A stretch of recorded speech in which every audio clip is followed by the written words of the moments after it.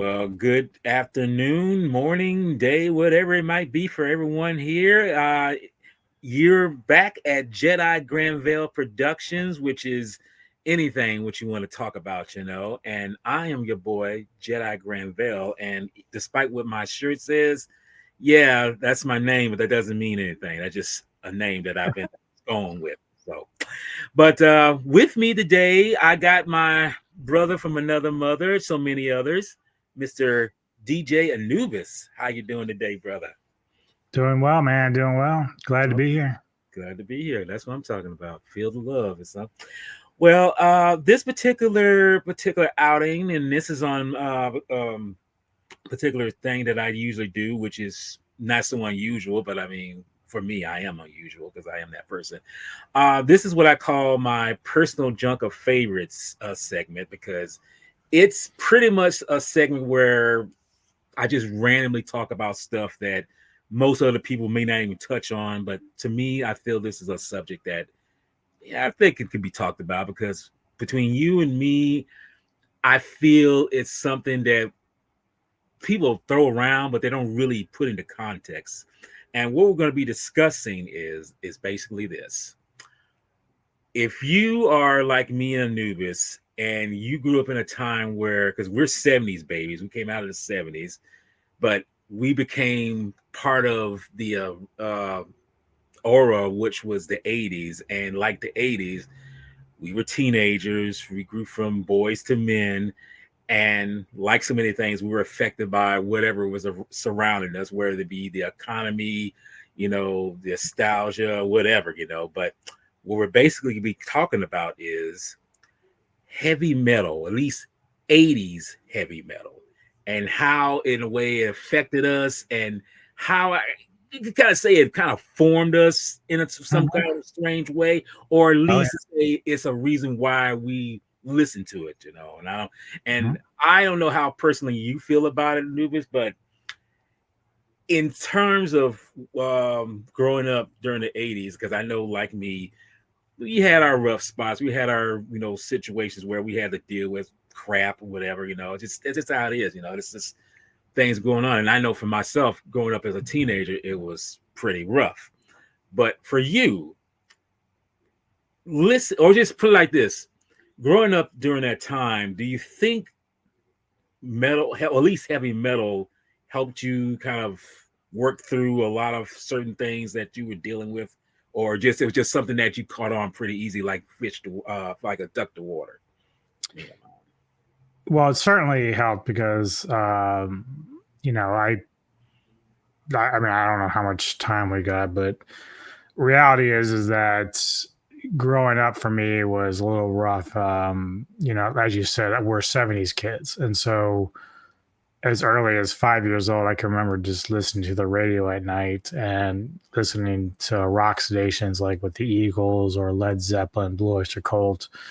And for whatever reason, I just kind of gravitated toward that. Like, even though I may not have understood what rock and roll really was, it's just that it's something that appealed to me, and I'd fall asleep at night listening to rock stations. So by the time I got around to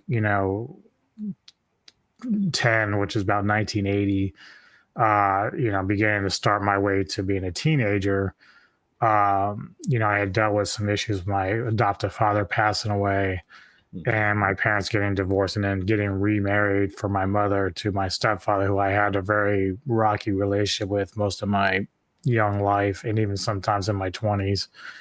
Um, so yeah, music was a big driving force for my outlet. Like, we always talk about people that even now, like with school shootings and stuff like that, the Columbine stuff, everyone's like, was it Manson that's at fault? And I remember during the late '80s, Ozzy and Judas Priest were in court because people were trying to sue them for their kids committing suicide and shit like that. So it's quite the opposite. A lot of what happens for metalheads and rock fans that grew up during the '80s and their childhoods, like those were outlets for them to get their frustration out. And then really now, it's only now that psychologists are basically saying, you know what, metalheads are actually quite intelligent. They're not these satanic demon people that we thought they Right. were in the 80s.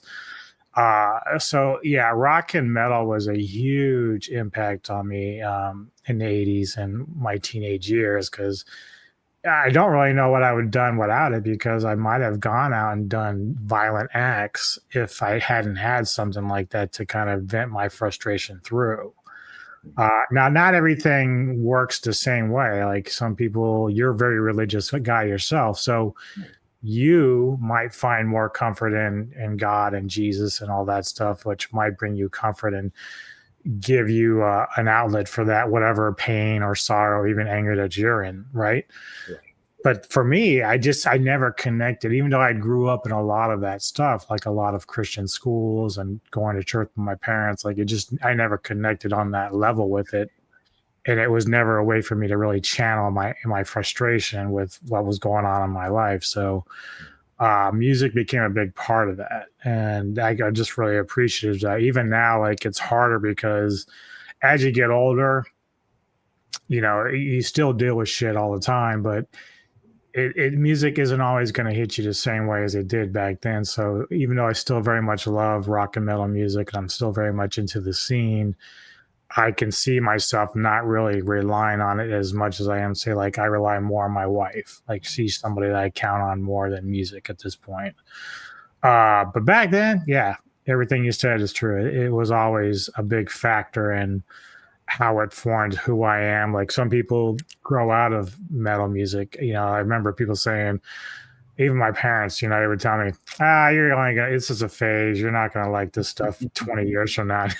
Here I am, 55, still listening to like very heavy metal bands. And so Say, like some people, it's just sometimes you're born into it and you just stay into it. You know what I mean? say. And this is the thing I realize, it's like, yes, it's something that molds you. And like I say, I think it's more of a, not so much a rebellious kind of outlet, but it's more like it's something that you say comforts you, and it's something that makes you realize, like say, not all things are bad, and like I say, and that it's true. Like you say, I was, because I'm from the Bible Belt, I do, I'm on a religious tip and everything.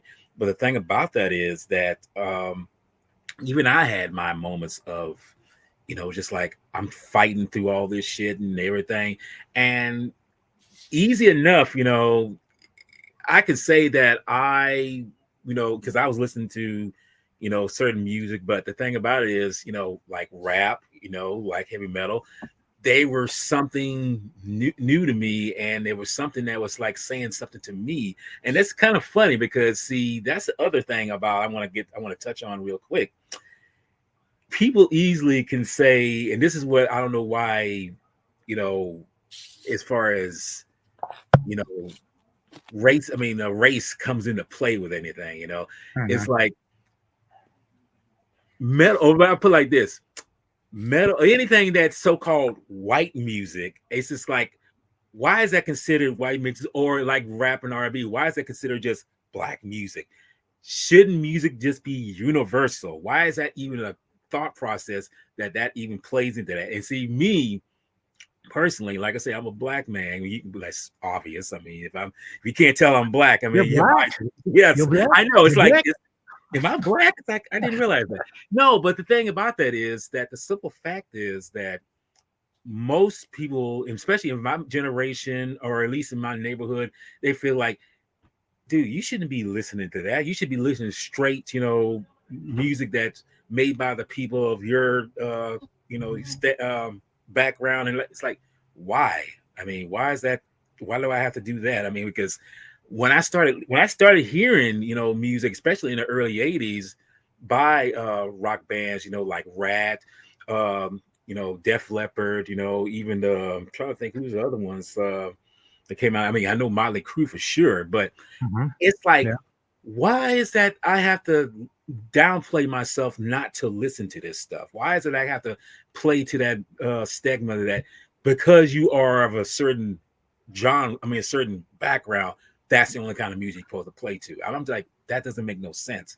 And I realized as time progressed, as I got older, I realized no. I should not let myself be downgraded because some bullshit idiot said that, hey, because you're this, you're supposed to listen to this. You're supposed to listen to no. Stereotype, Yes, yeah. stereotypes. I mean, stereotypes like that made me realize that's the problem with the world today, that you have to conform to these norms or what you consider norm. It's like, no. And I feel to me, like, especially in the 80s, listen to rock bands, of all that, it made me realize, like, why should I think like that? It's like, and that made me realize that I was never that person to begin with. I was someone who always thought outside the box. And I'm pretty sure, like you realize, like, I am someone who thinks outside the box. I mean, I'm not somebody who's like in this kind of vice, and it's like that's what I'm supposed to be with. I'm supposed to think like that, I'm assuming, right?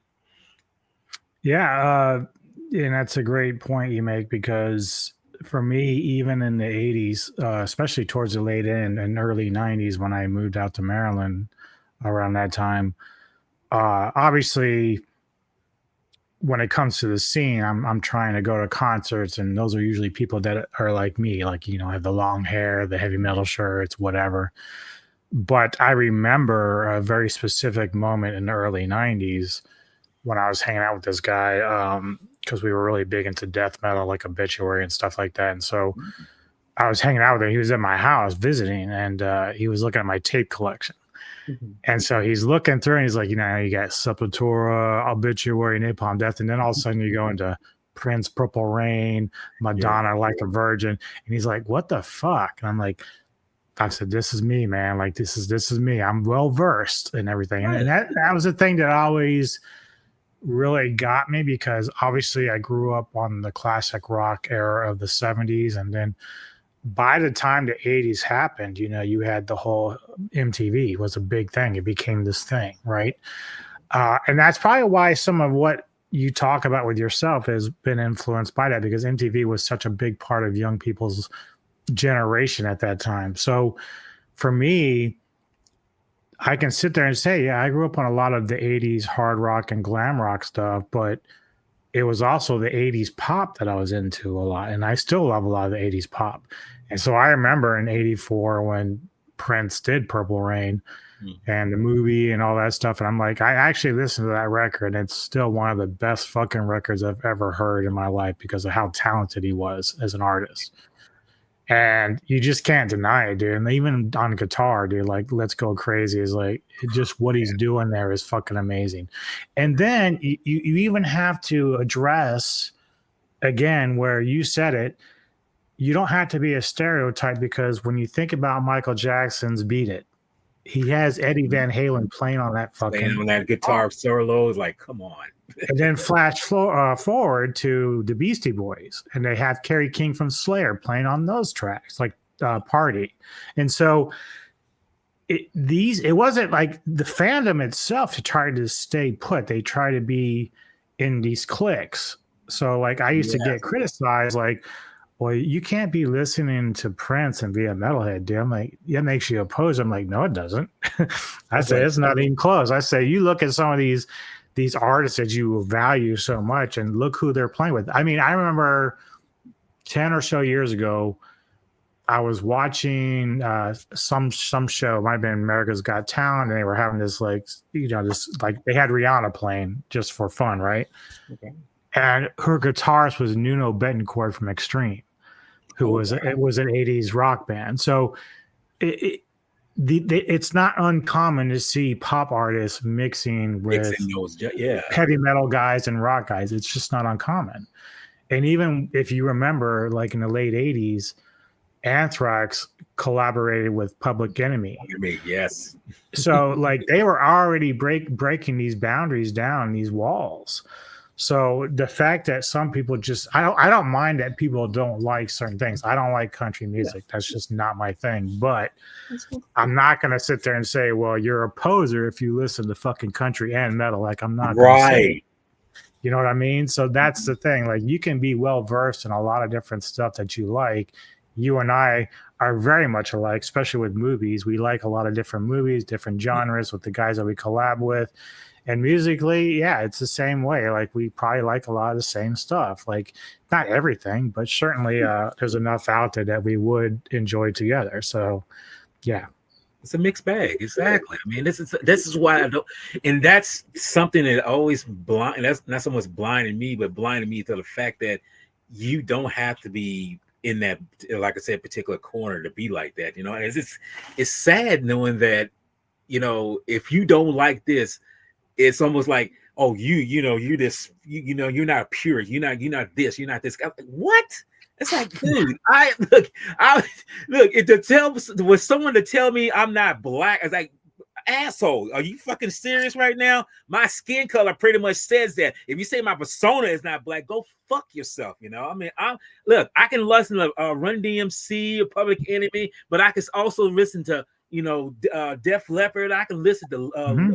Led Zeppelin. I can fuck you if I feel like I can't conform to this. I can conform to anything that I want, and if I like it, hey, you go fuck your mama for all I care. Okay, that just doesn't make no sense how some people think like that, and that shows how closed-minded some people really can be.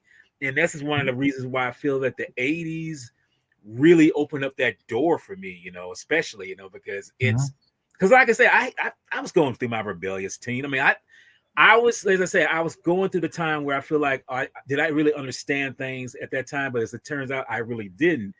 And like I say, certain music and like say heavy metal, it really did that. It really opened me up. I mean, even though I did like rap, heavy metal has something about it that really kind of like opened up something that I didn't know was there. And it made me think, myself, it's like, how is it that I was keeping it so closed all this time? And yet once I get back, it's like, oh wow. So that means that I really can think for myself. And I think that's the thing right there. You have to really conform to what people think that you're supposed to think like. And it's sad that you and me, growing up at that time, we had to be like that. But it's like, no, I mean, and even like you say, with your parents, they say like, it's just a phase. You're just gonna go. You're gonna grow out of this. You're gonna. It's like, yeah, if that's the case, then how come I'm at this age and I still like certain things or old school, whatever? It's like, why is it that the case? I mean, it's like, does that mean I'm supposed to be numb to that? And it's like, no. I realize that when you accept who you are, that shows where you really have won the battle of knowing that, yeah, whatever they said, that's what they said, but that doesn't mean that it's true. And I'm glad that I didn't fall victim to that, because you'd be surprised how many people are out there right now and they are truly not happy because they're in that particular spot. It's like they've been in that mindset that it's like they're prisoners to their own, whatever they've been taught or been told that you should be. And I think that's probably the problem with so many people nowadays. And I feel like I say the '80s was and we already know the '80s was a very weird time, Hmm. but it was a weird time that I feel like it really helped us know who we are, as individuals. And I like to say, you and me, I'm pretty sure we're very eccentric. We're very, telling of what we want. But the thing about it, as you said before, you don't have to like what someone else likes, but you can respect what they do like. Yeah. But you don't tell them like, hey, you shouldn't be liking this. But it's like, well, if you say that, then well, hey,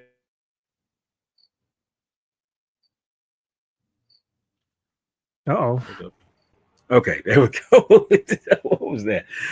Anyway, but you get my drift. It's kind of weird knowing that, as a society or just as individuals, we as like I said, we come from two different backgrounds, we come from two different lifestyles, but we share that energy of what we care for and what we really enjoy as individuals. And I feel that that's what makes us not be judgmental towards anybody. I mean, they'll be judgmental to us quick as a flash. That's the norm for some people. I mean, you're going to expect that, but I feel like we, especially with the '80s, especially with the music that we grew up with, it helped us to realize, like, say, well, we're gonna encounter different kind of stereotypes. We're going to encounter different kind of, motifs of people wanting to say like you're not, you're just an odd duck. It's like, well, I'm not really. I'd rather be an odd duck than a damn fool. When you don't Well, know.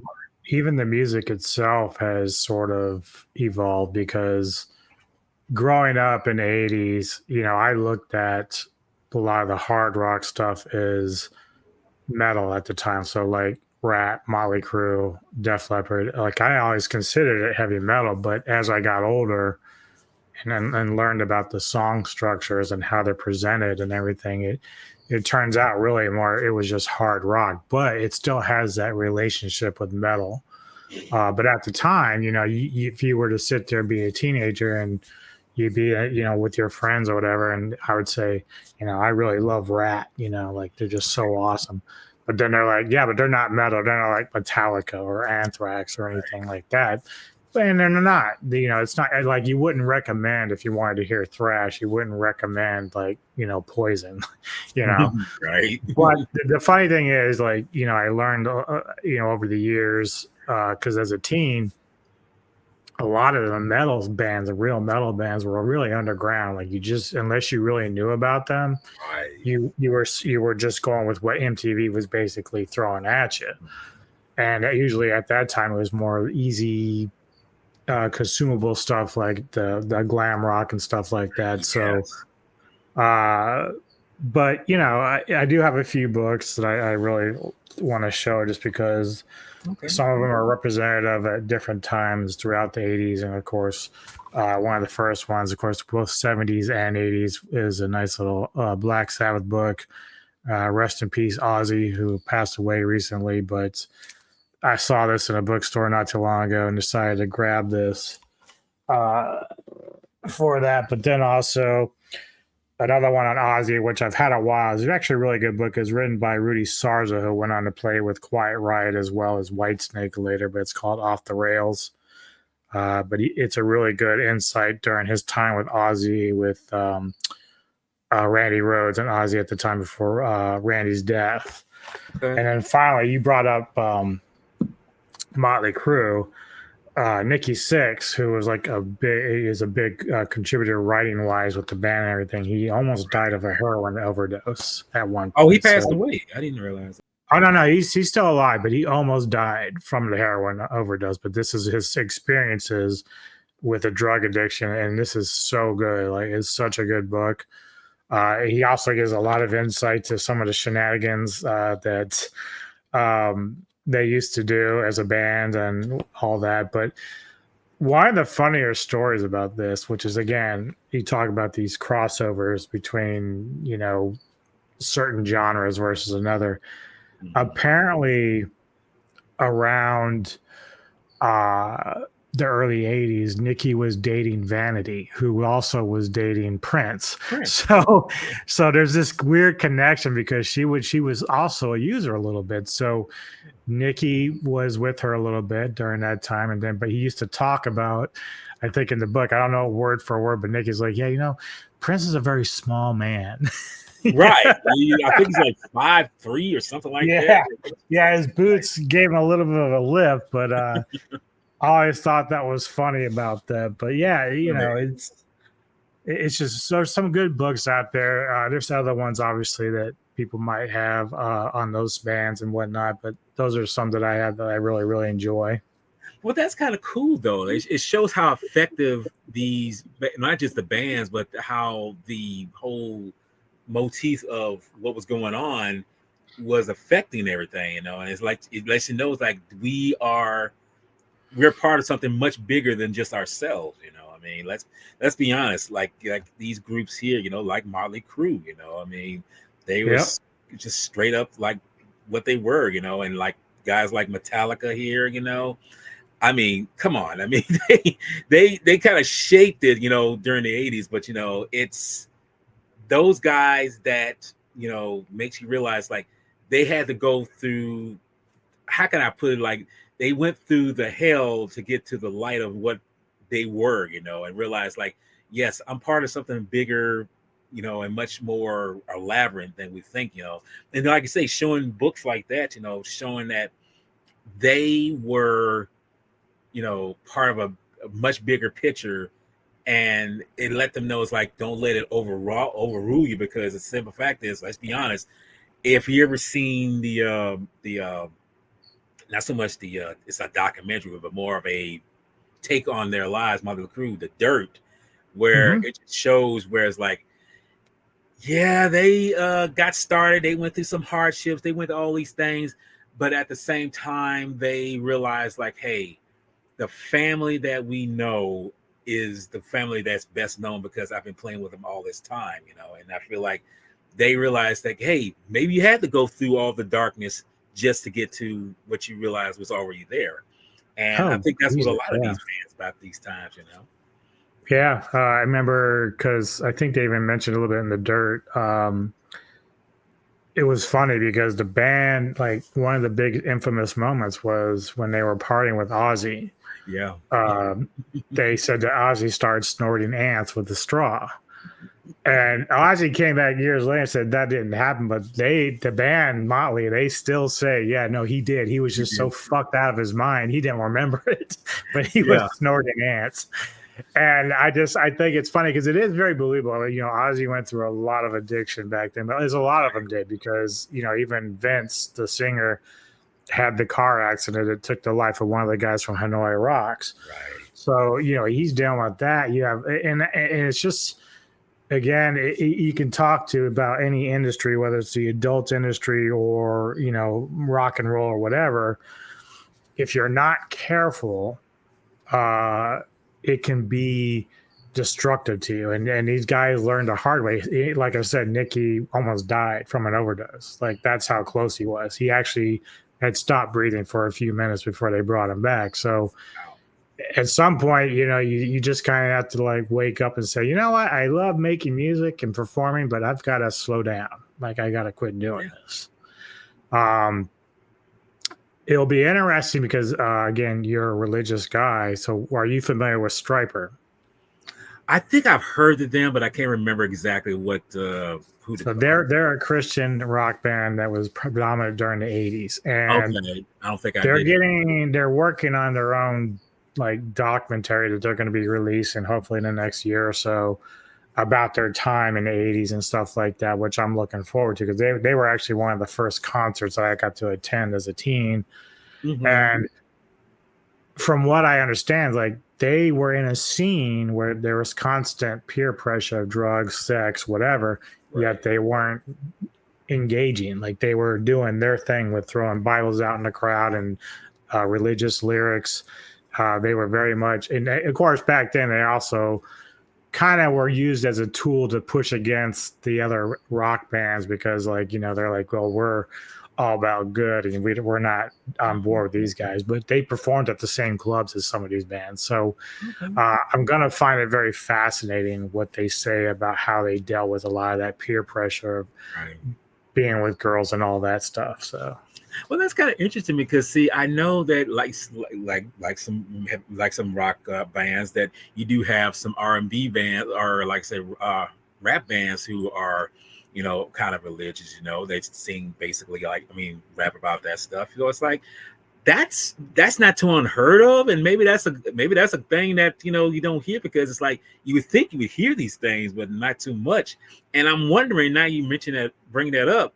Are they like Creed? Because isn't Creed kind of a Christian base, or at least something like I've that? heard that Creed is. I mean, I never really listened too much to Creed. I know who they are, but like I've heard that they are Christian too. Yeah. Okay, that's what I wanted. I But mean, see, that's there was obviously a few bands like you've got, especially with the new metal stuff of the '90s. You had POD, yes, and you had Demon Hunter.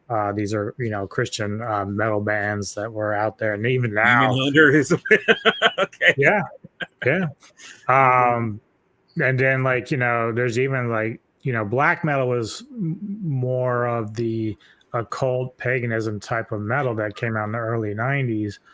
But as we got about 10 or 15 years ago, they were actually black metal. They call it unblack metal. So it's basically Christian black metal. And of course, it drives people that are diehard black metal fans crazy because, like, well, that's impossible. It's like a oxymoron. Like, black metal is always supposed to represent evil and against goodness, whereas now you have members creating these Christian black metal bands. Like, they like the sound, like all the scary sound and the darkness of it, but it's more, and their lyrics are more about praising Jesus.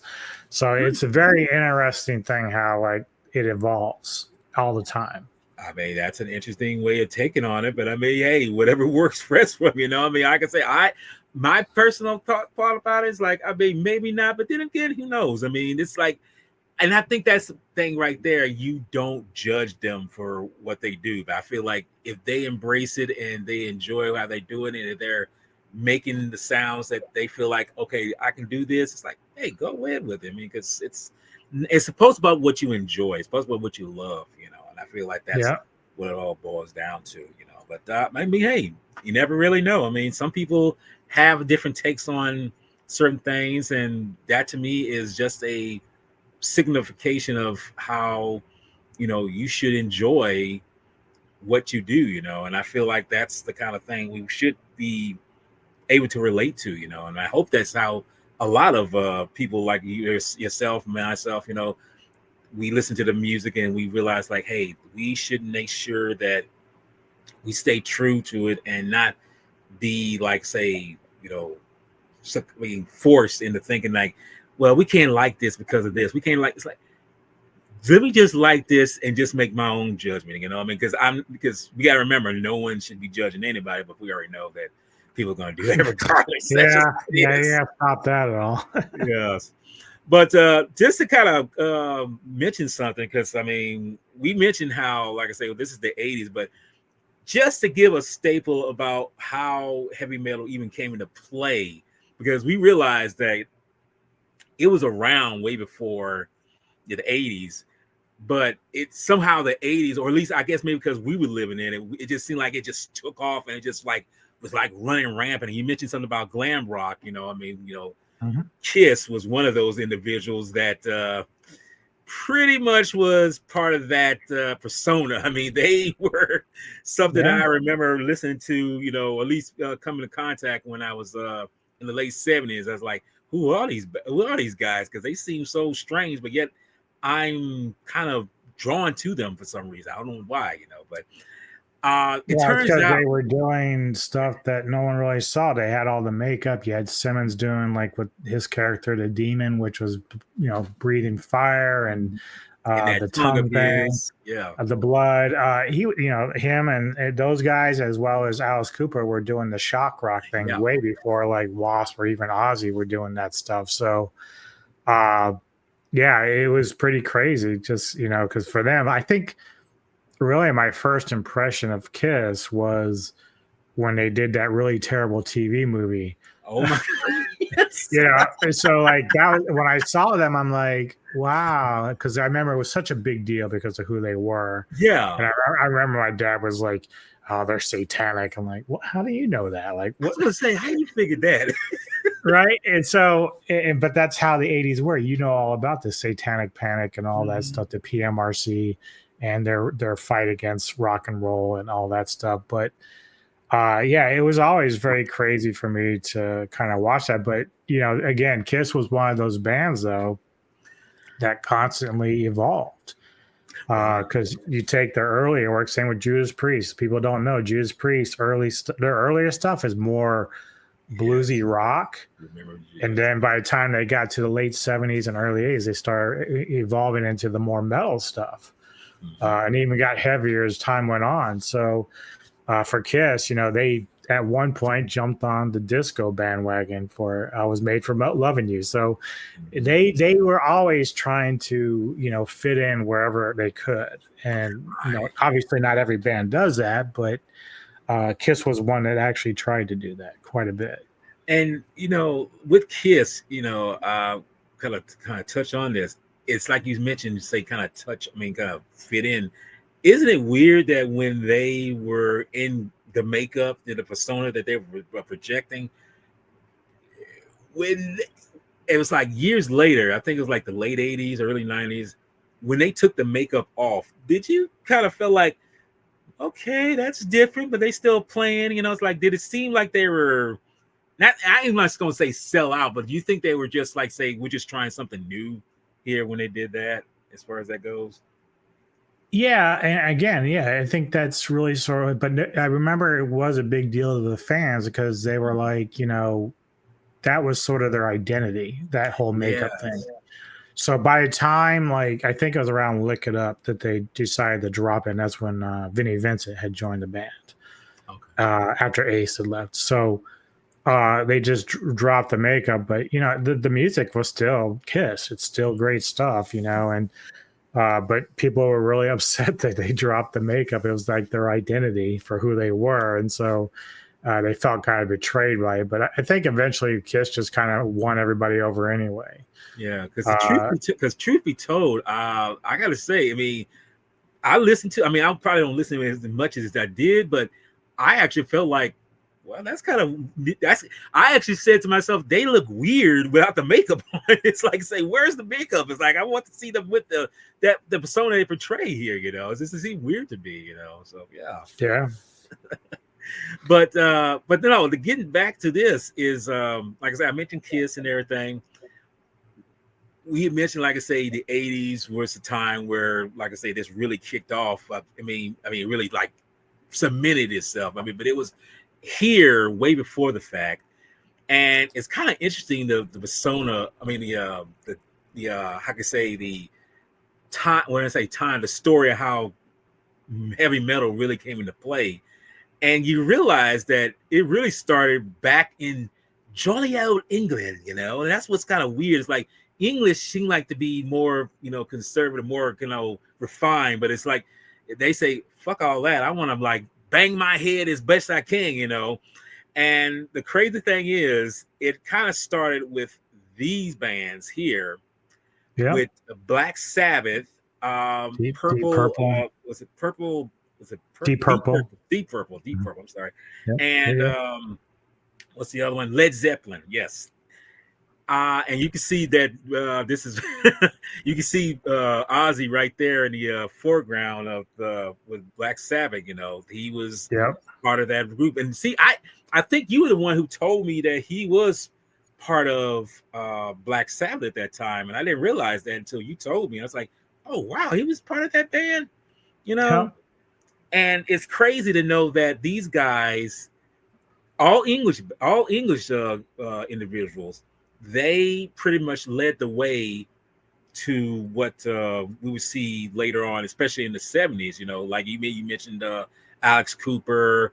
I think some other groups. I'm trying to remember. It's the kind of. I think you mentioned Judas Priest. But Yep. they pretty much got it the ball rolling during the '70s.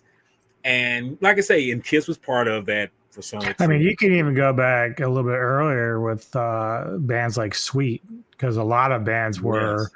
trying to kind of capture what they were doing. So it was funny because when Neko and I were kind of just listening to music and trying to compare like different sounds of that time, like it's amazing how many hits that Sweet had that was so influential to a lot of the bands. And so, but you brought up Sabbath and Deep Purple and all them, but you also had Motorhead in the '70s. Yes, So I was gonna say Motorhead. after Lemmy had left Hawkwind, which is one of my favorite classic rock bands at that time, like they're very spacey, soundy, he went and formed Motorhead and became a Yes. big deal, especially in the '80s. So like you had them, you had uh, Saxon, and even some earlier bands like Venom, which were doing the really dark stuff early on in the early '80s, which I knew nothing of that band at the time. Like I said, they were so underground that like the only thing Yes. I knew really was like all the stuff that MTV was feeding me. You know what I mean? So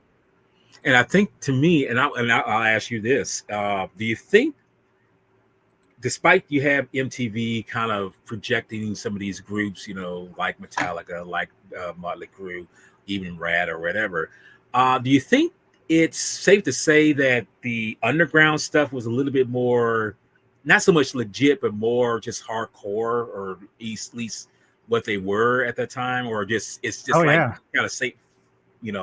fitting the same persona with the rest of the ones that were on TV or anything like that. Oh yeah, definitely. I remember because, like, again, I was a very big in the early to late 80s, like just before the very late 80s. So we'll say like around 87 is when I really started to get into like heavier stuff. But Okay. during those early years, it was all about the glam and hard rock bands like that. I was seeing Motley Crue, Rat, Poison, Def Leppard, whatever. But I remember other friends of mine at the time that were listening to like stuff that I had never heard of. So like we're talking like Venom, we're talking like even punk stuff like Black Flag, the Dead Kennedys, which were all influential to even death metal bands later on that would start in the 90s. So like but those bands that those guys were listening to, I was like, I remember one time, and I can't remember what year it was, but I think it was a punk band called Zizig Sputnik. And I remember being kind of like curious about the video that I was watching, but the music wasn't really hitting me because I'm not like a really big punk fan. The only thing I remembered about punk that I could remember the most was the Ramones. That was about the only thing I remember. Them and the Sex Pistols were the only ones I really knew about in terms of the punk scene. But yeah, you're right. There's like this whole underlining um, bands that some people knew about that I hung out with, and I'm just like, I thought because of everything that you would hear about from the media, politicians, my parents, like that was the stuff that was considered scary. Like I was supposed to stay away from the scary stuff. And even then, like with Ozzy, all the rumors about him and biting the heads off of bats and Mhm. Wasp and all this other stuff. Like it's like after a while, when I started listening to Ozzy's music, like there is nothing scary about this. Like he's just singing about actual real shit, you Yeah. know. So it's just kind of funny to me how overreacted the '80s were in terms of like the music itself, just because of the image that they were portraying. So even Motley Crue, think about their music, right?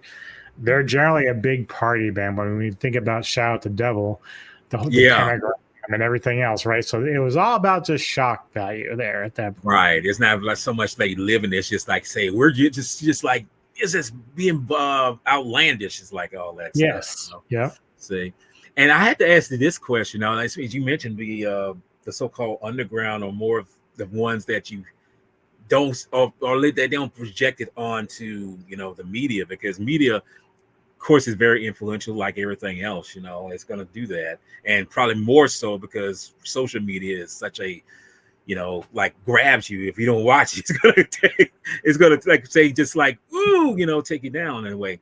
um can you safely say that certain like say you mentioned some of those bands that they don't project on, would you say that when you heard or at least got a glimpse of some of the names of some of these bands and some of the names of the songs, like I'll give you a good example. I can't remember exactly who the band was, but I remember how I was in high school, and kids are going to bring something up to school and show them off to friends, and I just happened to see this one guy who had brought an album where, just in case anyone's watching, yes, vinyl was a big staple back in the 80s, and it's sad that they went out of style in some sense of the word, but still it was a big thing back then.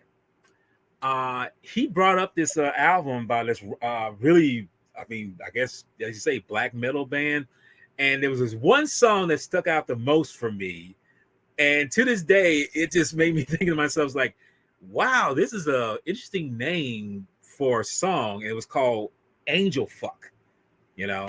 And I'm just kind of like, I'm looking at the names of the songs on here, and that one stuck out the most for me. And I'm just like, okay, you mean you're gonna an angel here? I was just like, what the? I didn't. But see, at the time, I'm thinking they just taking it so much literally, but it's just like that's just the effect of it.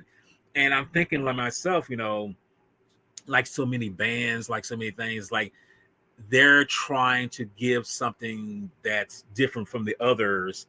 And knowing that they did that, do you feel like anything else? It's like, is it the lifestyle, or is it just something that they're just like it's just like it's like the Kiss or like Motley Crue, it's just a makeup that they're showing, and it's not the real thing in that way. Both. So yeah, the song you're referring to is a song by the Misfits, which is another punk rock Okay. act. So, and you think about their image with the ghostly painted faces and the punk Mhm. look and stuff like that. And then they have the song "Last Caress," which was covered by Metallica years later. Okay. You know, talking about I got something to say.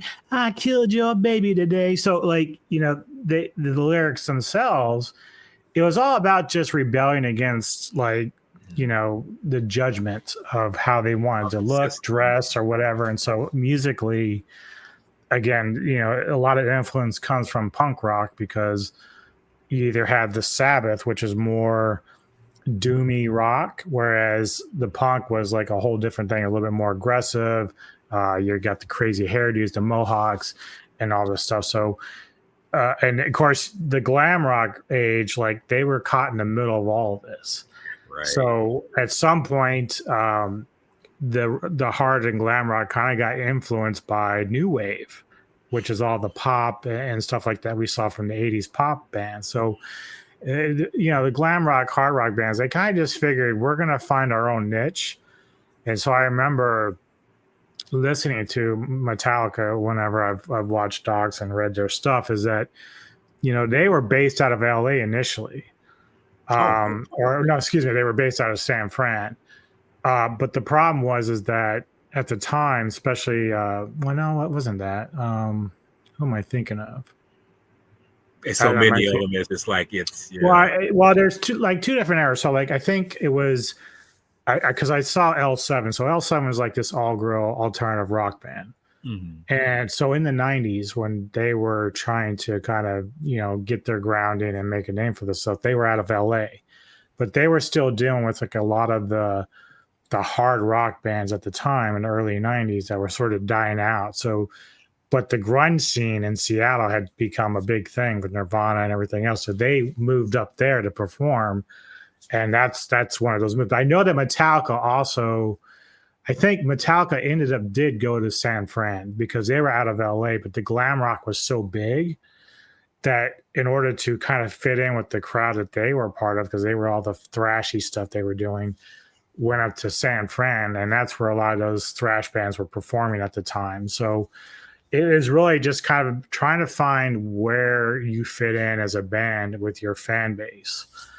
And so again, like just it doesn't mean that these bands were necessarily evil. Like one Right. thing about black metal is early on is that they were trying to actually believe that the music was almost secondary to their own belief system. So like in Norway where black metal originated from, Mm. it was more about them pushing against religion. So they would burn churches, and do like sacrifices, if you want to call it that, or got them like Varg got himself in trouble by killing Euronymous from another band. Like there's just so much craziness that started out of that. That's why black metal got such a Bad negative name. Yeah. reputation from a lot of that. But over the years, even though black metal still holds on to a lot of that imagery, and they may still very much believe in anti-religious things, but Mhm. for the most part, it's more about the music now rather than like trying to burn churches and stuff like that. They may have their disagreements with it all, but it's far different. But for some of these bands in the 80s, like even Alice Cooper, think about him Mhm. uh, holding up an image of his own head. Like you remember he'd cut the guillotine Oh on God. stage and he'd have the bow snake on him. And so, but if you listen to his lyrics, there's nothing satanic about them, but he just looked scary. Right. So a lot of the adults, and think about it. You brought it up earlier about how music can be influenced by so many things. Like Elvis Presley, dude, people used to freak out about him. The Yes. Beatles, the same thing. Everyone freaked about the Beatles. Like they try to make the Beatles satanic, like of all things. Like I'm like, come on, man, come on. So it's people get fearful about things they don't understand. And And maybe this happens with religion because some yeah. people there are times that religion uses it in a negative way, but Mhm. there are very much genuine people out there who were Christians that are loving people, that treat people with respect, and it's not a scary thing. And that's why I kind of, in some ways, I grew up. I have my axe to grind with religion, but at the same time, I can be appreciative that I grew up in that environment because it gave me another opportunity to discover another part of life that maybe I don't care for, but I understand it. That's why I don't hate Christian people. I have my axe to grind with. I can sit there and debate you all day about how I feel How you about it, but feel about it, right? right at the end of the day, I can still respect you as a person who, if faith gives you comfort, great. I 100% support you in that. But I just have my own issues with it. And so that's that, but that's just for us. That's our own individual choice on how we look at something. So I can be appreciative that I grew up in an environment where I learned about something that, even though in the end it didn't really work for me, at least I can say I'm not ignorant to that fact. Like I know a lot of people try to quote or talk about Christianity like they know it, but they don't. Right. And so I can sit there and say I grew up in that environment, so I know a lot about it. I can speak on it. And see, it's and I'll touch on this real quick. It's that simple fact that if you say religion, like now I personally don't go to church. I don't go to church for a reason. There's a reason why I don't. And even though I am religious in that many sense, I do know that people who so-called go to church and do this, it's like they can weaponize this. That's a sad part. And this is, I mean, it's funny how, and I feel that that's the reason why some people, kind of look at it as like, I don't feel religion is, and I mean, I know that might be a little off top, but it actually kind of fits the motif of that. The fact that you do have a lot of hypocrites in every kind of whatever, and unfortunately you have hypocrites in religious areas. I mean, I've seen these people. I've been interacting with them, and I realize, like, now wait a minute, how can you talk about this but you're doing this? Isn't that going against what what pretty much what God was saying? It's that mentality, which is why I say you respect a person like myself who is, I mean, a Mm-hmm. religious person. But the thing about it is, I don't be throwing it in people's faces. I mean, when people do that, to me, it's like you should let it flow out naturally. You should let that flow out in a way where that person should gravitate it to it on their own, not just like say force feed it to them. And I feel like that's the problem with, as far as that goes. And I can understand why any band, like I say, what you mentioned, would say these things, because like say, I'm pretty sure they have seen the negative. I mean, I'm pretty sure they've seen the positive, but they like to see they like to see the positive, but they have seen the negative, and I think that could be the case why they were so. Because even I will say, it's like I can't stand when a person does this. They be self-righteous. They be this. It's like that's like, okay, dude, you do know none of us are, not all, in fact, none of us are perfect. All of us are pretty much in the same boat as this person. I'm just in the same boat as this person. I'm in the same boat as that person. We ain't no different. We're all in this together. And yet you're going to make it seem like your shit don't stink. And I'm just like, I can't stand that when people do that shit. It's just Well, like, and that was the big thing about that time period because, one instance I remember when I was going to a boarding Christian school for a while. mm-hmm. And one of the things that I remember from that experience was one day we were in the chapel for a late meeting with, the girls and boys. And, we usually have prayer and all that stuff that we would deal with. Well, we walked in and, you have these pews and stuff. It's a smaller chapel. So we were in there, and I remember we walked in one evening and like on the stage, there was these displays of vinyls. I saw Wasp, I saw Zeppelin, I saw this. I got excited. I was like, oh wow, we're gonna talk about rock and roll. But technically, they had brought this cop in, and he was talking about the dangers of rock and roll and how it could negatively affect you. And I was kind of giggling to myself about it. I was like, yeah, okay, whatever. But I thought about it because again, you brought up the underground stuff, like Mm-hmm. the PMRC and all that, and they were so focused on these like glam rock bands and stuff like Wasp and all that, that if they really wanted to be that concerned, it was the underground stuff that we were talking about, like with Venom and all them, that they weren't aware of. Like you said, when it comes to religion, if you're not doing your research, why are you speaking on it? Like if I'm going to speak about my experiences with Christianity or some of my issues with it, I better know what I'm talking about, Yeah. right? So I better know what I'm talking about with that. So anybody that wants to talk about like the negative aspects of rock and roll or metal, you better come in and research and know what you're talking about. So that's the one thing the PMRC never did. They let the mainstream, which was MTV at the time, Influence. dictate to them who was considered evil. And I'm not saying that Venom was evil or anything, but the reality is, the funniest moment for my dad, right? My dad was very much against me listening to rock. So two things happened. One time, he and I went to a dentist appointment, and I had the cassette for Poison's "Look What the Cat Dragged In." Hmm. These guys were dressed up as women, like this is how they dressed because they were doing that whole glam thing. Right. Yeah, and so we were sitting there, and I decided to play a joke because I knew my dad hated this stuff that I listened to. And so I pulled out the cassette and I said, "Hey, Dad, check out these chicks." And he's like, "Oh yeah, they're cute." I said, "Well, they're dudes," and he got so mad at me. He Oh got my so god. fucking mad. Yeah. But the irony is, 6 or 7 years later, when I started getting into heavier shit and I was getting Mhm. magazines, and on the magazines you had bands like Cradle of Filth, where Danny's in blood coming out of his mouth and Mhm. all this stuff. And so I used to keep them in the bathroom where I was in by my room because that's, my reading material. And uh, he made a comment one day. He's like, "Why do you listen to this stuff?" And I'm like, well, I said, "Dad, one thing that's funny is like when I was listening to all like the softer stuff, you had a problem with that shit back Right. then. Now I'm So listening to exactly. stuff that's actually scary to people, right?" So it was just funny how that dynamic changed. Like I said, "Well, would you have me rather listen to this or what the stuff that you thought were chicks? Like, what do you want me to listen to?"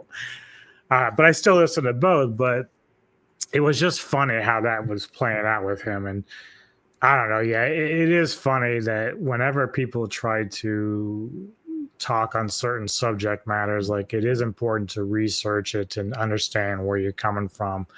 Right. That's why I kind of appreciate both, not just musically, with like listening to Prince or Madonna or whatever, but Mhm. metal and rock. And then, of course, when it comes to religious things or non religious things, at least I have an idea of what I'm talking about whenever I approach the discussion with people. So, and that's an interesting thing about that. That you're telling me these things. It's weird that people will tell you that okay, you shouldn't listen to this, but then it's like you change it up. It's like, well, I mean, why you look? I mean, come have a kind of a common ground. Like, what do you not want me to talk about? What do you not want me to listen to? What you not? I mean, and I'll be frank with you now. My mom, she knew that I was somebody who liked, movies, which I still do. And usually I would watch something that's R-rated, but she said you're not supposed to watch that. But I thankful for me, she let me know like you can't watch this until you get a certain age. Okay, this is why I say find a common ground. You say I can't watch R-rated, even though I was watching R-rated films before I was even 17. I feel like find a common ground where you can like say, don't say this, and then it's like some years later, it's like, well, why you still watching? Like, come on now. I mean, you got to let me live or let me grow in terms of an individual. You can't say this and then go say that. That's making you a hypocrite. And I feel like that's what. Exactly. Yeah, I did have that moment one time. I think in '82 when Dragon Slayer came out, and my Mhm. dad, my parents took us as kids to the movie theater. So the girls went to go watch some like animated film, and my plan was to go watch Dragon Slayer. Yes, good film, Yes. I have to say. So around the same time, Porky's had come out. And so Okay, yes, my right, parents had planned to go watch that. So I'm sitting there and I'm like ready to go see Dragon right, Slayer. right. And my dad goes, "Well, do you want to see that or do you want to come with us to see Porky's?" And now I knew just by the cover that Porky's had some like sexual things in there. So I'm a young teen. I'm 12 years old. So what do you think I'm gonna fucking do? I Yeah. went with him so I can go see boobies. And Okay. that's what I did.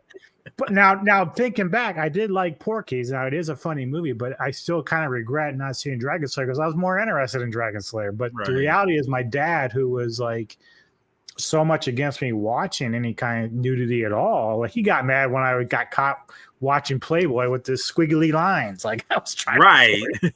So like he's mad about that, but then he's willing to take me in to go see movies in Porky's. I'm like, you're contradicting yourself here. I will say, yeah, that's okay. That's a how I mean, I know they call it parental guidance for a reason, but it's like there was nothing he was yeah. trying. He was like, just cover your eyes. I'm like, oh no, this is what I'm here for.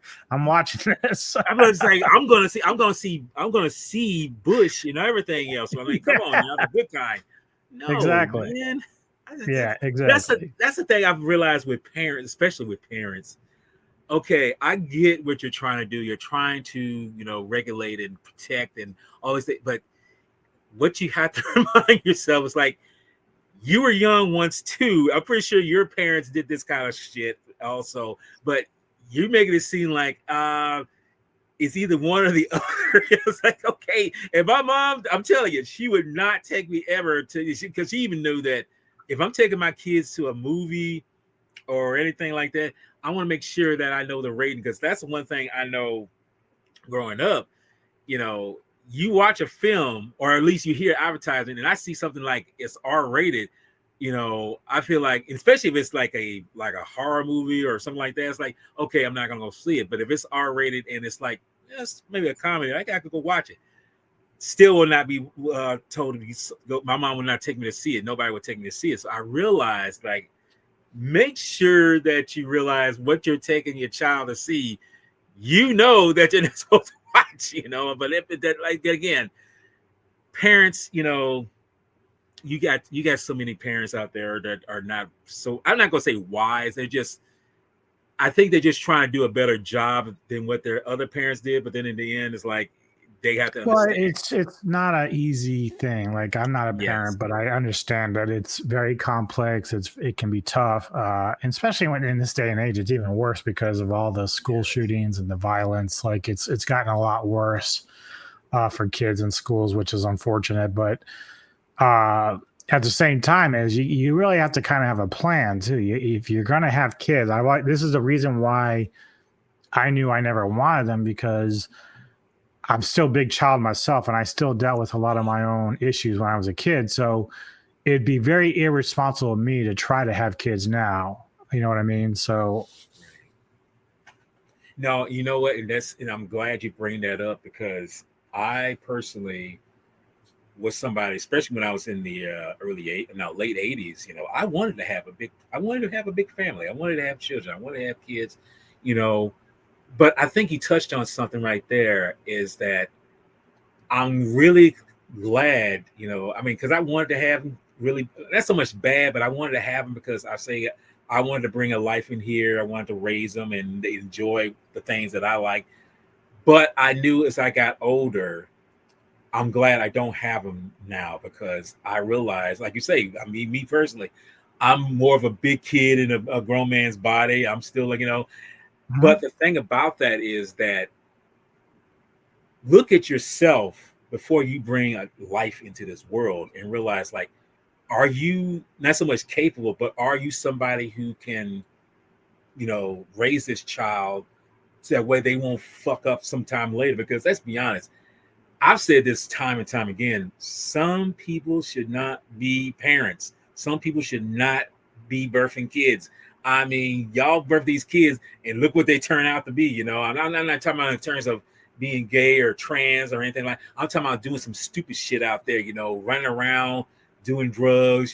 Committing crimes and all these. It's the fact that it's a delicate balance of how you are supposed to be as a parent, as this guardian, to teach them how to be something better than yourself. But what's how how many times have we seen these kids that we see nowadays, like you mentioned before, with these school shootings and everything? It's like something along the way is the reason why they've done this, and it's probably why I say we should not have some people should not have kids. But again, Yeah. it goes without saying that's just how it is in this world.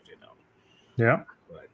But I want to touch on something that I mean, because we mentioned this before, we mentioned how during the glam times, we've had, and I mentioned some groups about that about this time, but I forgot about Twisted Sister, and you touched on somehow we as especially as preteens and teens at the time, we rebel. I love the fact that when the Twisted Sister brought out "We're Not Going to Take It Anymore," it almost seemed like that was an anthem for myself. I don't know how you felt it because it let me know it's like, hey, I don't have to be this person that I've been trying to contain myself as far as being, I mean, I still do. I mean, I still, uphold the law. I still, be, frank and be respectful. But it's like I got to learn to be, somebody that's real to me as far as say, hey, I am somebody's like I got a voice. I'm gonna make myself heard, damn it, and I'm not gonna just hold that back anymore. So for you, do you feel like I mean, like songs like that or anything related kind of helps you to say like, hey, I'm going to make myself known of who I am as far as James Scott, and that's just who I am. I'm just not. I'm just going to Mhm, be. mhm. I'm going to be DJ Anubis eventually, but I'm going to be like, this is what I was born with as far as a government name, but DJ Anubis is who I am now, and that's what I'm going to stand for. Yeah, excellent point. So during my teen years, because my dad was very much restrictive on how I could express myself, so I didn't really have a lot of metal T-shirts, and I didn't have a jean jacket really, but I attempted to. I had hats with little pins on them, you know.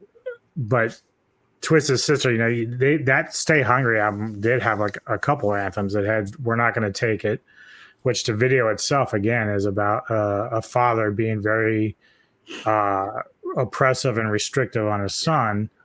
And then, of course, the other anthem was "I Want to Rock," Mhm. which again was like the whole it's all about rock and roll stuff. So, and then even the band Keel, which I think same year had "The Right to Rock," which was again dealing with the videos, dealing with like these almost Blues Brothers looking dudes trying to capture this kid who's rebelling against his parents. He's got the boom box and he's going down the street, singing and yeah. And so, but it was funny because Missy always brings it up with me about this. This is me expressing my childhood Right. behind me, Mhm. things I never got to do that I wanted to do. So would it mean that my life would have changed if I would have been able to do that more? I don't know. I might have been worse. I might have like tons more shit. But the reality is, I think the fact that she understands it Yes, means she actually gets me as a human being, as a husband, because that's it. she understands my past. She knows about my dad, my issues with him. So everything that happened, she's almost like very endorsive of it. She's endorsing all of it. Sometimes it might drive her a little crazy because my spending habits, but the reality is that, she's very much understanding that this is just me at age 55 being a kid. Mhm. That's all it is. And I love it because I have a passion for it.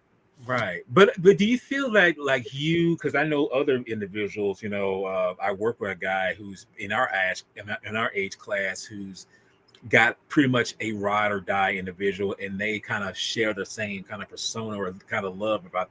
Do you feel that that's and thing that is a very rare thing that the person that you're with is that perfect outlet for you to express yourself? I mean, because let's be honest, not a lot of pairs get together. I mean, it's true that opposites attract. We know this, but some of them, like, I don't really like what you're talking about. I really like how I get this, like, but it's like, as you say with Misty, she understands what you feel like, and like I say, spending. Like I say, well, I'm a big kid. I'm going to spend. I mean, me personally, I got stuff like this, behind me, and I've never had it. But do you feel like that is a blessing in itself, knowing that you have somebody who actually appreciates those things about you?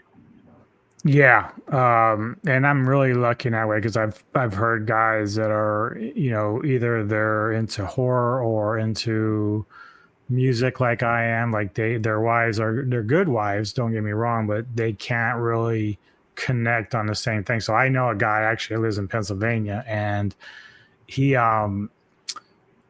good dude, loves metal. I've known him quite a while now, but his wife isn't into the same music he is, Right. and so despite the fact he loves his wife and they do a lot of things together for themselves, whenever he goes to Maryland Death Fest, he comes down with either him and his brother or just him. Like they'll hang out with us because his wife's just not into that kind of heavy stuff. Right. So he doesn't really get to share into that with her as he probably would like to. Experience. I'm lucky enough with Missy that just virtually almost everything that I'm into, she's into. So that's one good fortunate thing. And if there's stuff that she's not into, then she just goes and does her own thing. You know what I mean? So And that's okay, knowing that you both have your own. Because I always look at a person who are married to somebody, they're married to that individual, but and I think of when people are married to one another, they're one. I consider them one, but they do have their own persona, they have their own passions, they have their own whatever.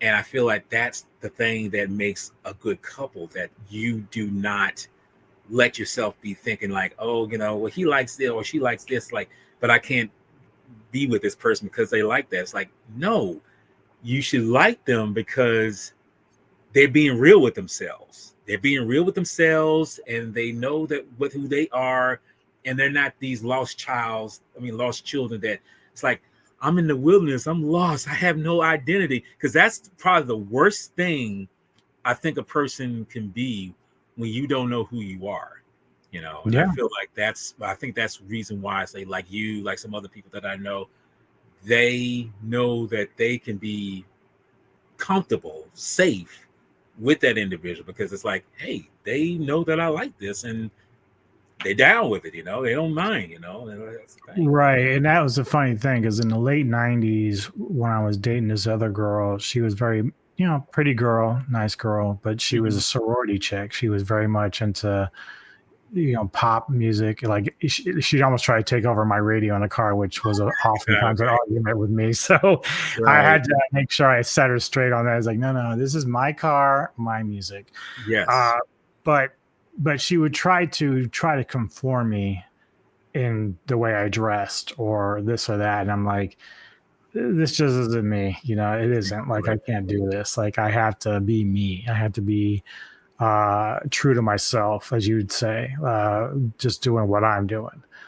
And that's the thing. Like we connected together on different things, but when it came to like this passion I have for this stuff, it just wasn't there. And so I'm very lucky that I found Missy when I did, because I probably would still be alone if I hadn't. Hey, that's the thing, you don't want that to happen. You want to make sure that whatever you do, it's like, I gotta hide this from her, I gotta hide this from that. And it's like, no, it's like you have something that you can share, and it shouldn't be a burden. If it's a burden, then it's like, okay, well, then you won't really have that Well, I joy. mean, you can be with somebody, like I said, like my friend from Pennsylvania, like his wife doesn't seem to mind when he goes and does these things because it allows her to go be with her friends and do whatever they want while he's at Mhm. MDF. But if you don't have a person that's understanding like that, then that can cause a problem because then you can't do the things you like to do. Yes. Uh, if I, again, Missy enjoys kaijus and Godzilla and stuff. So imagine if I wanted to go to G Fest and she's like, well, I don't really want you to go because I'm just not into that stuff. And I don't want you to be there by yourself. Like, I would never want to be with someone like that. So either if she wasn't into it, like if she said, yeah, go ahead and go, it'd be great. But the fact that she enjoys it, it's even better. So, like, it's just a bonus. You see, I think that's the whole purpose of knowing that things like this or anything related, it's kind of a bonus, knowing that it's like, hey, I could be me, I could be who I am, like me, I could be Jedi, you could be Anubis, and it's like whoever accepts me for me, like one of my friends, it's like that's how it is. Others, if you don't, it's like, well, you got to find your own joy, because it seems to me like you're not happy. And I feel sorry for those ones who aren't happy, because it's like you're still setting that you're still sitting that mindset of, just unjoy. It's like you're not feeling no joy at all. And I know, like you feel a great amount of joy with what you do and what you listen to and what you be around. It's like, and with the people that really accept you for who you are, it's like, it's great. I'm assuming that Hmm. is. And like the kitty behind you, he is a She's she telling or me he? she's hungry. Oh, Yeah, she's okay. that's what Well, she's I'll telling get. me. Well, we will get to that. But the kind of not so much wrap it up, but kind of finish this off um, with the '80s and everything. What band in particular during that time can you say was, or bands, if you wanted to, you could say bands or whatever. Can you say that was really the ones that you was rocking out to as far as that goes, or did it even matter? Did you even have a favorite at that time? Oh yeah, definitely. So really, it's kind of weird how my when I started taking music seriously, as far as a fan of music, like it was probably the early '80s, and so Mhm. I remember the first two cassettes I got were Styx, Kilroy Was Here, and the Police, Synchronicity. So those aren't really metal bands; they're just like more like classic rock and then pop rock. But of course, by the time that Styx did Kilroy, that they were kind of already starting to branch off into that '80s pop era with the synthesizers and all that. So, um, but those were the two first cassettes I had. But then, of course, I saw a video from this band called Rail, called 1, 2, 3, 4 Rock and Roll, and so you've got these guys in long hair, you've got these heavy guitar riffs, the solos, and it was way different than anything else. Like this is where MTV comes in because they're showing you stuff that's out there that you just don't even know about. But the first really band that I really gravitated towards the most becoming a fan was Rat, and I'm still very much a big Rat fan to this day. Yeah. Later in the '80s, Poison became a big factor. I really loved the first record a lot. Um, but then as the late '80s started to progress, this is when I started discovering Metallica and Megadeth and all these other heavier So they met. bands. They became a staple of thrash. So then I kind of started leaving rock because rock was starting to kind of die out anyway. So it was more this Right. thrash stuff. Around the same time, probably around 90, um, again, it's a weird thing. I was sitting in my house one day, about 20 years old, and Mhm. this is when you had the old square TVs. You only had Yes, like 5 channels on there, So there's this channel called UHF, and you probably remember this. I do remember that one. Yes. So I was watching it one Saturday morning, and I guess they just had this like 30 minutes of just rock and metal they were playing. So the weird thing was like the three bands I saw were all very different in nature. So the first one I saw was Napalm Death doing "Suffer the Children." So this is like a death grindcore band. So I was like, Mhm. well, this is cool. Like I'd never really heard anything like this.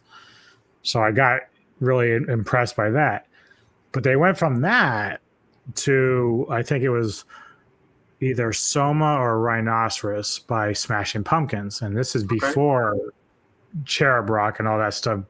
Like 4 or 5 years later, when they really broke out. But this is before that.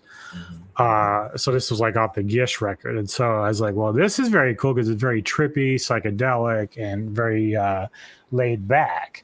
And Yeah. then of course the other band I remember was King's X, which was a trio that did like this progressive rock stuff.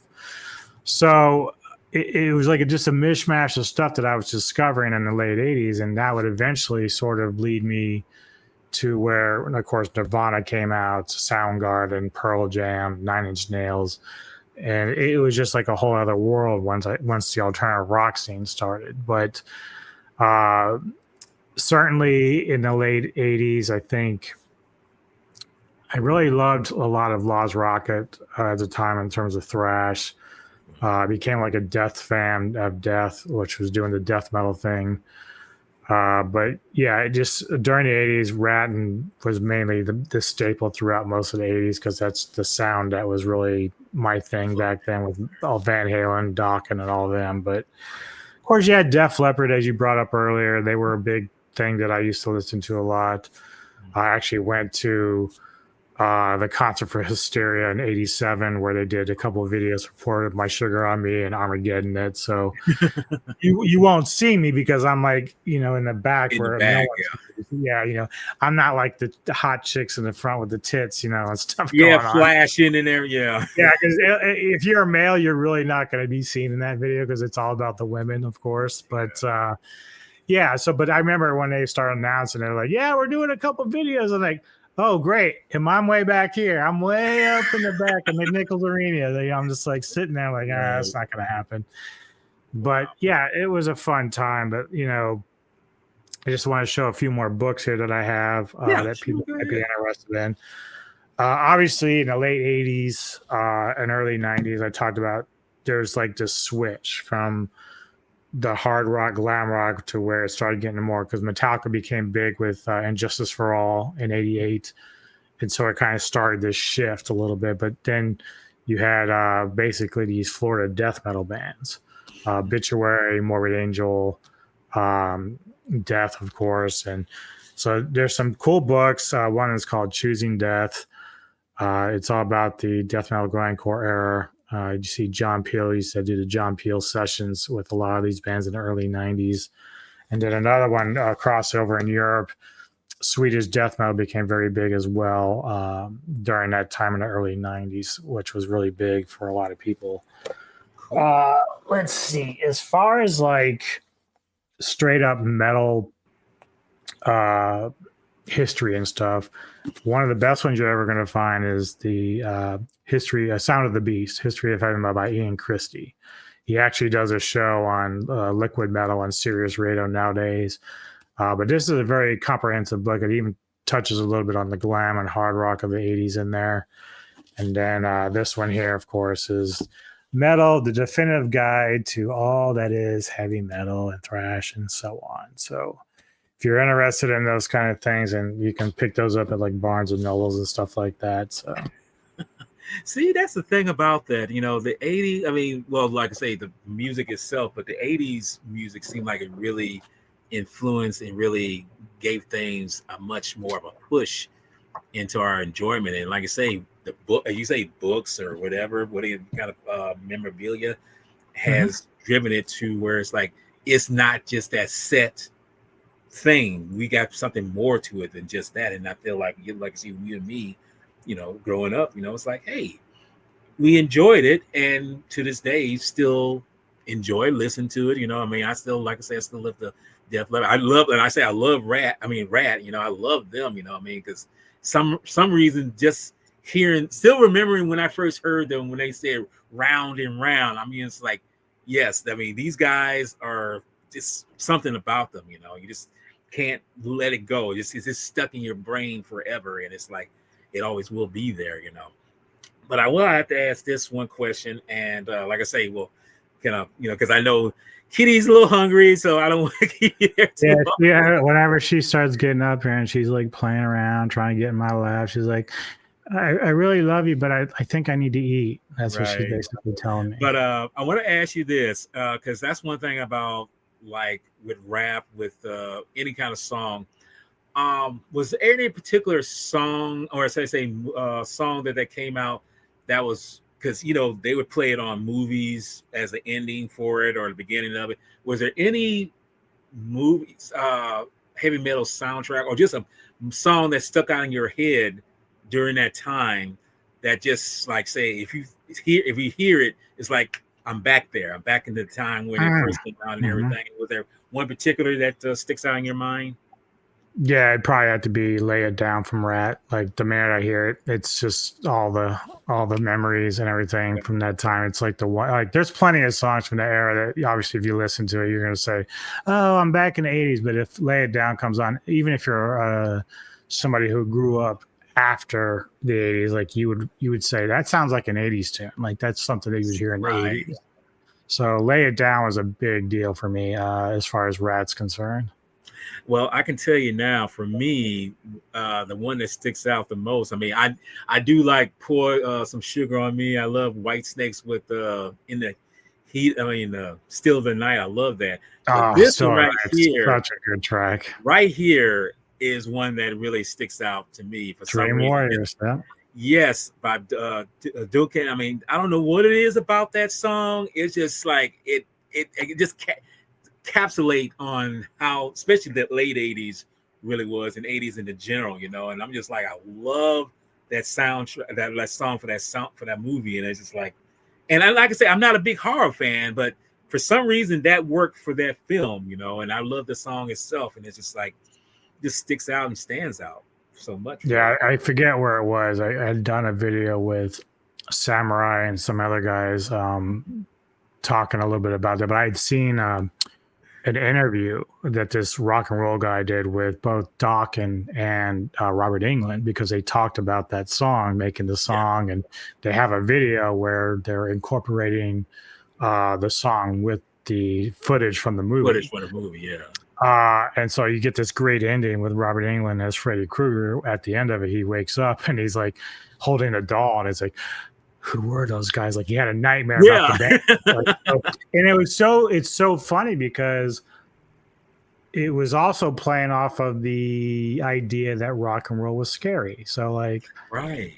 so even though England's playing this horror character in these movies, the song being in the soundtrack and everything, he was actually using that as like rock and roll is scarier than horror. Like that's the kind of funny thing about it. So See, that's what I love about that.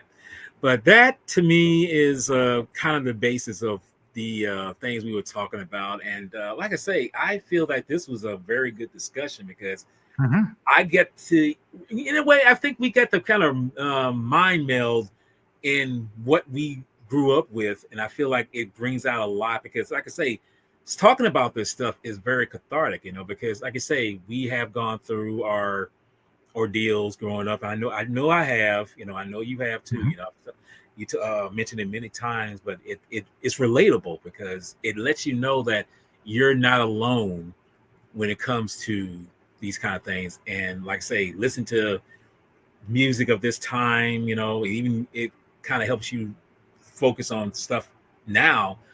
It's such a gratifying thing knowing that you can never say that it's going to leave you. You know, I mean, even when I can say now, I don't know how you think about it, but I feel like when we're in our 80s or even 90s and we're still listening to, you know, this kind of music, it's kind of like we're in an old folks' home. It's like, oh, wow, you know, I remember when I used to listen to all this rap or this heavy metal. It was just so, and just to think back that, because it's like, it's so weird thinking that, but it's like that is instilled, that's ingrained in us. That's just something that's a part of us. You know, it's not just so much, okay, we're influenced, it's just something that is who we are, and it's something that's not going to change no time soon. So I feel like that's always going to be there, and hopefully it never leaves us, you know, because like I say, I think we're too old to be changing now. You know, I think that's going to say. Oh God, yeah. Like going to concert now, it's fine. But I find I'm going back to the days when I just want to see a couple bands, like rather Yeah, than festivals, because it's a lot of standing around. It's hot a lot of times, and I'm not one to jump in the pit anymore because my body would break. Like it's just I'm too old for that shit. You know what I'm saying? But I do enjoy the atmosphere. I do enjoy the people, the bands, of course, and through my channel and through my podcast and everything, I've gotten to know some bands personally. I know some bands locally that are some very cool guys, younger guys than me that are still doing it. So I get to kind of watch them live their, futures through their bands and through their eyes. So it's kind of fun doing that. But as for me, it's like I'm too old for a lot of this stuff nowadays. So I just kind of kick back at home and throw on my old cassettes or my CDs or vinyls, and I'm just fine with that. it's like you're teleported back to where times were simpler, and it's like that is the way it should be, I guess. You know? Yeah, and really, for the most part, like again, I don't know, like once I'm dead and gone, but there's a lot of like signed posters and albums and stuff, and like whoever my wife gives this music to, like they're gonna make out like a bandit because there's a lot of cool shit in there. Well, I hope they appreciate, and that's the thing I like to say. Hopefully, they appreciate what you had, and don't just like, oh, we're just gonna take it and just not like, no, dude, take this with appreciation, knowing that this person has it in their collection, and it's part of them. Hopefully, it's a part of you. Just don't Yeah. just sell it for scrap, as the saying goes. Let's don't do that. Yep.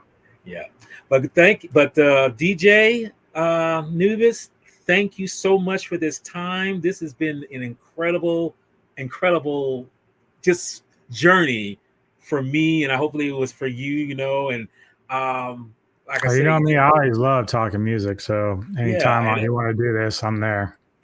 but I feel that this was something I say. I know that, like I say, you're familiar with it, but it's like I feel this is more for you to say, just you know really bring it out, because like I said, when you brought up some really interesting points, something personal, it's like, yes, that's the whole thing. I want you to realize, like, you don't have to feel like you gotta, you know Fit in a certain box. Yeah. yes, you gotta, don't put yourself in that position.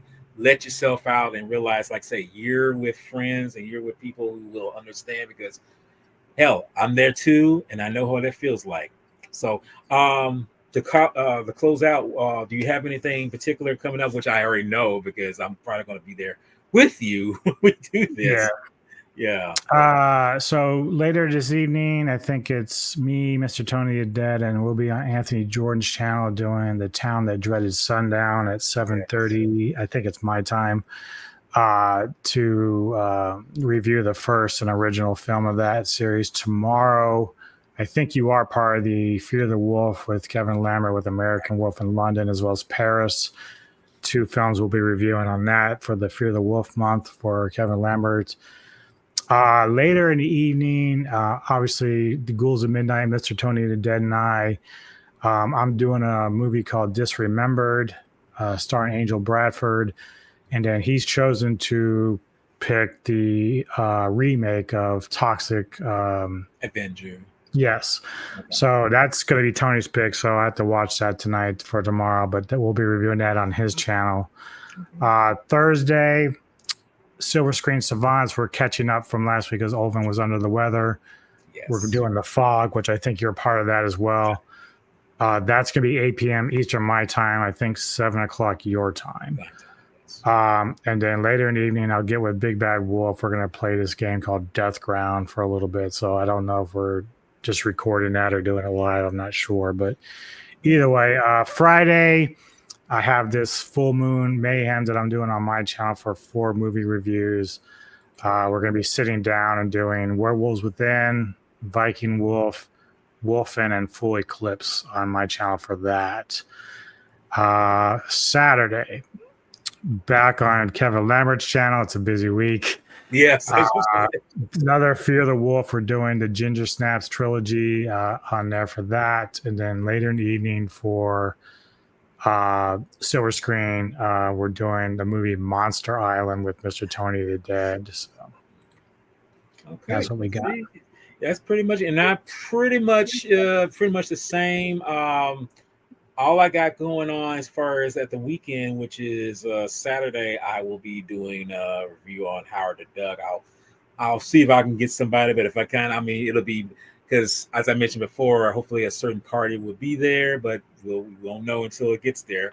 And Right. that Sunday, I am going to be joined up with Kevin Lambert, where we're going to be talking about. I'm going to get back into my, you know, kaiju tokusatsu roots, where we're going to be talking about the 63 film Actragon, which I feel is a very underrated Good show. film. Yes. But we will get there when we get there, and hopefully we have a good time talking about it.